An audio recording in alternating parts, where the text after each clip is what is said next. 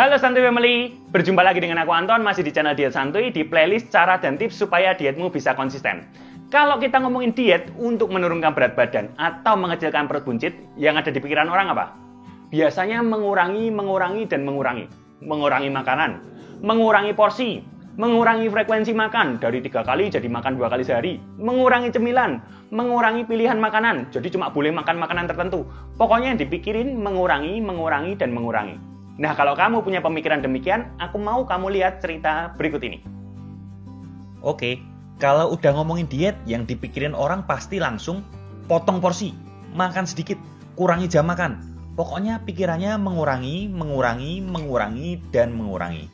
Tentunya pemikiran ini berbasis dasar di mana kalau kita mau menurunkan berat badan kan harus defisit kalori tuh. Nah, kalau udah ngomongin defisit, ya udah yang dipikirin ya mengurangi, dan mengurangi. Kali ini coba yuk kita berpikir berbeda sedikit. Nggak usah mikir ngurang-ngurangin dulu deh. Kita bahas aja soal tambah-menambah. Jadi kamu nggak usah mikir ngurangin porsi makan dulu. Kita mulai dari nambah-nambahin beberapa aspek di hidup kamu dulu. Ada 4 hal yang aku mau kamu tambah dan coba kamu eksekusi. Kalau kamu bisa melakukan 4 hal ini tanpa disadari, kamu bisa mengecilkan perut buncit dan juga menurunkan berat badan tanpa harus langsung mengurangi porsi dari awal. Tips yang pertama adalah coba tambahin asupan air putih kamu. Yap, bener. Daripada mikir soal makanan dulu, kita tambah dulu aja asupan airnya. Ini yang paling gampang soalnya. Beberapa jurnal menunjukkan korelasi positif antara asupan air dengan berat badan seseorang. Ini penting, tapi banyak orang lupa. Jangan lupa, di ilmu makanan diet santuy ada poin hidrasi yang menyampaikan pentingnya kebutuhan air dalam sehari. Ini meskipun simpel, ada juga yang lupa. Simpelnya patokan umum adalah 8 gelas air setiap hari. Atau paling tidak jangan sampai air seni menjadi kuning. Kalau sampai kuning artinya kita dehidrasi, jadi jangan sampai kuning ya. Kamu juga bisa mencocokkan kebutuhan airmu dengan tabel dari Kemenkes ini. Semakin besar badan kamu, tentunya semakin butuh banyak air juga kamu. Tipsnya, untuk membantu meningkatkan dampak air putih ke program diet kamu, pastikan kamu minum air ketika yang pertama, segera setelah bangun tidur. Yang kedua, 30 menit sebelum jam makan. Dan yang ketiga, ketika kamu craving sesuatu atau lapar di luar jam makan. Minum air putih di 3 waktu krusial ini diharapkan bisa membantu kamu mengontrol nafsu makanmu dan juga mengontrol porsi makan ketika kamu makan di jam setelahnya. Jadi secara tidak langsung tanpa sadar, porsi makanmu akan berkurang sendiri karena kamu sudah lebih bisa mengontrol nafsu makan dan juga lebih mudah kenyang. Alhasil hal ini bisa menggiring kamu ke defisit kalori. Lalu tips yang kedua adalah tambahkan asupan buah dan sayur di pola makanmu sehari-hari. Yap, nggak perlu langsung mulai dari stop gorengan, stop minuman manis, anti makanan ini, anti makanan itu. Nah, di sini aku malah saranin kamu untuk nambahin makanan dulu. Dan yang ditambahkan adalah buah dan sayur. Kenapa demikian? Lagi-lagi ada korelasi positif antara asupan buah dan sayur dengan berat badan seseorang. Sayangnya, data dari riset kesehatan dasar tahun 2018, 95% orang tidak mencukupi saran minimal asupan buah dan sayur mereka dalam sehari. Sarannya sih 400 gram sehari. Sayangnya, yang bisa mencapai itu hanya 5 dari 100 orang, alias cuma 5% saja. Dan 95% orang lainnya tidak mencapai angka itu. Jadi coba deh kamu lakukan langkah-langkah simpel ini dan rasakan efeknya ke badan kamu.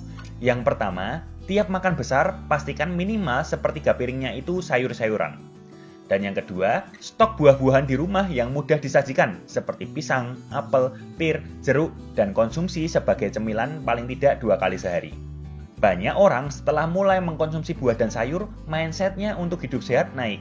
Dan nggak berasa kebiasaan baik lainnya nanti akan mengikuti juga. Jadi coba sekarang, daripada mikir ngurangin makan langsung, coba deh tambahin buah dan sayur di pola makanmu. Tips yang ketiga adalah tambahkan jumlah langkah kakimu dalam sehari. Yap, lagi-lagi yang aku sampaikan ini, langkah kaki berkorelasi positif dengan berat badan seseorang. Sadar nggak? Dikala work from home atau awal-awal corona dulu datang, banyak orang berat badannya naik. Dan ini menurutku salah satunya adalah karena jumlah langkah kakinya dalam sehari tentu menurun drastis. Padahal, aku pernah baca artikel kalau nggak salah, rata-rata orang Indonesia itu hanya melangkah sekitar 3.000 langkah dalam sehari. Dan ini bisa dikategorikan sebagai gaya hidup sedentari. Saranku, coba perlahan ditingkatkan menjadi minimal paling tidak 7.500 langkah dalam sehari. Langkah-langkah simpelnya, beli pedometer. Atau kalau HP-mu cukup modern dan sensornya baik, atau misal kamu punya smartwatch, gunakan fungsi pedometernya. Pedometer adalah untuk mengukur langkah kaki ya, kalau kamu nggak tahu. Terus yang kedua, gunakan waktu berjalan sambil mendengarkan lagu ataupun podcast, agar kamu tidak merasa berjalan kakinya menjadi terlalu lama. Dan yang ketiga, mulai dari standar langkah kamu yang sekarang dan naikkan perlahan, nggak usah langsung 7.500, nanti kaget. Langkah-langkah simpel lainnya, misalnya kamu kalau parkir milih yang tempat yang agak jauh dikit, kalau ke minimarket jalan kaki aja, kalau beli makanan ya drivernya disuruh nunggu di luar, kamu yang datang keluar. Nah, itu langkah-langkah simpel yang nanti bisa mengakumulasikan langkah kaki kamu dalam sehari. Coba diterapin, aku yakin nanti ini pasti akan berdampak positif untuk mengecilkan perut buncit dan juga menurunkan berat badan. Dan tips keempat yang terakhir, tambahkan jam tidur kamu. Nah, jam tidur lagi-lagi berkorelasi positif dengan berat badan seseorang. Kuncinya adalah durasi tidur yang tepat, tidak terlalu banyak dan tidak terlalu sedikit. Mayoritas orang akan disarankan tidur di angka 7-8 jam per hari. Ini ngomongin tidur malam ya. Dan lagi-lagi, celakanya, saya pernah membaca artikel kalau 2 dari 3 orang Indonesia itu kekurangan tidur. Jangan lupa lagi, poin soal tidur ini juga diatur di ilmu optimasi diet santuy, soal relaksasi. Di situ sudah aku jelaskan kenapa tidur cukup penting untuk membantu program diet kamu supaya optimal. Oleh karena itu, coba lakukan langkah-langkah simpel ini. Yang pertama, tentukan jam tidur yang selalu sama setiap hari agar jam tidurmu membaik. Dan yang kedua, mulai untuk tidak menyentuh gadget ataupun televisi ataupun apapun yang ada screen time-nya atau ada layarnya gitu ya yang bersinar 1 jam sebelum tidur. Dan yang ketiga, pastikan lampu gelap dan suasana kamar nyaman agar kamu bisa cepat tidur.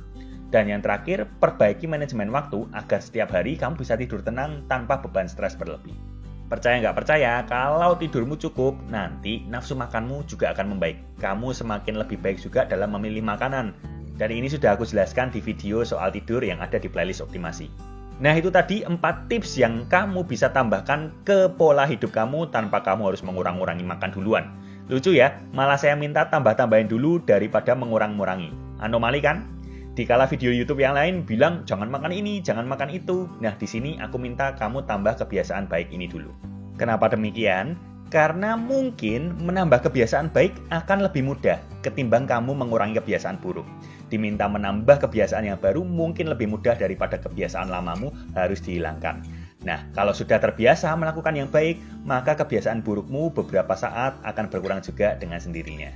Jadi intinya tips konsisten hari ini adalah tambahkan dulu kebiasaan-kebiasaan baik penunjang pola hidup sehatmu. Sebelum kamu asal potong makanan dan malah nggak betah, nggak bisa konsisten, atau malah nantinya kurang gizi.